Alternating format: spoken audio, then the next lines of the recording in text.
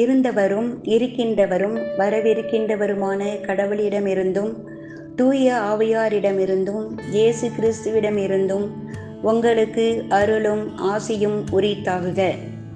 இறைவாக்குகளை படிப்போரும் கேட்டு கடைபிடிப்போரும் பேறு பெற்றோர்.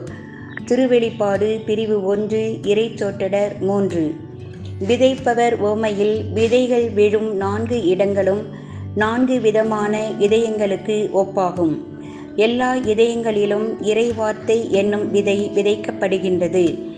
மனித இதயங்கள் பலவிதமான நிலங்களைப் போல் இருப்பதால் அவை பலன் தருவதில்லை. நாம் இறைவார்த்தையை வாசிக்கின்றோம், கேட்கின்றோம். சாதி, மதம், இனம், உலக கவலைகள், பதவி, பட்டம், பணம், பணிகள், ஊடகங்கள் ஆகியவற்றில் அதிக கவனம் செலுத்தி நம் இதயத்தில் விதைக்கப்பட்ட இறைவார்த்தை பலன் தராமல் போகின்றது. உழுகின்றவர் இயேசு, விதைப்பவரும் இயேசு.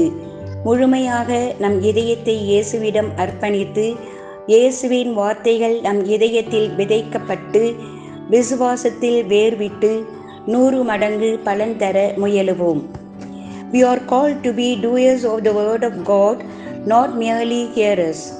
Jesus powerfully conveys the message of the kingdom of God through the tiny seed of the word of God.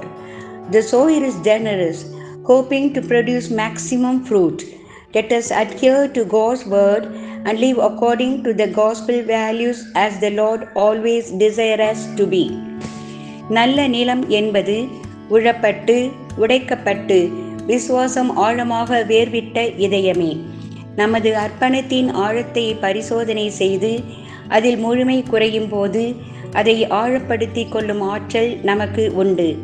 இயேசு உணர்த்துவது போல் நமது அர்ப்பணத்தின் ஆழமே நமது விளைச்சலின் அளவு. ஆகவே இறை வாழ்வுக்கும் பொது வாழ்வுக்கும் பொருத்தமான விதைப்பவர் உவமை நம் வாழ்வின் வழிகாட்டி. நம் அர்ப்பணத்தின் ஆழம் கண்டு நன்னிலம் என்னும் இதயத்தில் இறைவார்த்தை விழுந்து விசுவாசத்தில் வேரூன்றி வாழ வளர வரம் வேண்டுவோம்.